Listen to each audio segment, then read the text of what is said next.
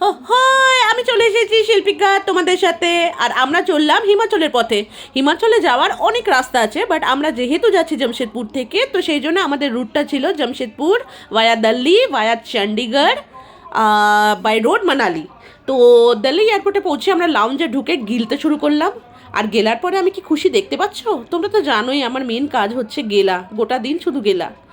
আর আমার হাজব্যান্ড এখানে চার্জ দিতে বসে পাবজি খেলা শুরু করে দিল, সেটাও বুঝতে পারছো।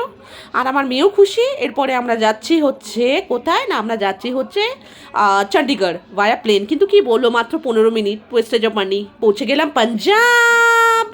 পাঞ্জাবে গিয়ে একটু স্টাইল তো মারতেই হবে, তাই না বলো? কি স্টাইল তো মারতেই হবে। এরপর উঠলাম গাড়ি, ভায়া রোড আমরা চলছি মোহালি থেকে মানালি। আর দেখো আমরা কত খুশি, নাচতে নাচতে আমরা যাচ্ছি। রাস্তায় যেতে লেগেছিল টোটাল 5 থেকে 5.5 ঘন্টা। বিউটিফুল সিনিক বিউটি আর প্রচণ্ড ঠান্ডা। আর ঠান্ডার জন্যই অবশ্যই ওল্ড মং নিতে কিন্তু তোমরা ভুলো না তোমরা যখন যাবে, ঠিক আছে? তো অনেকগুলো টানেল ক্রস করে আমরা মানালিতে পৌঁছাচ্ছি। আর যেতে যেতে একটা গ্রাম পড়লো, ঠিক আছে, রাতে 9:30, একটা কিউট একটা বেবি আর আমার হাজব্যান্ড ওইখানেই মানে গরম সেঁকতে সেঁকতে খাওয়া শুরু করলো।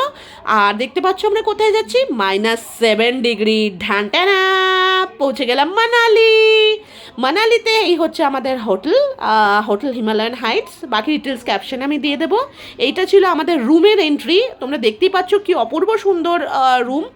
আর ওই পাশে অ্যাপেল ট্রিও দেখা যাচ্ছে।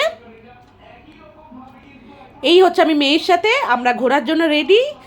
দিনটা হচ্ছে 13ই ডিসেম্বর 2024, দ্য বিউটিফুল মানালি। উরি বাবা কি ঠান্ডা, -7 -11 আর রাতে -15। জমে গেলাম। আবার দেখা হচ্ছে।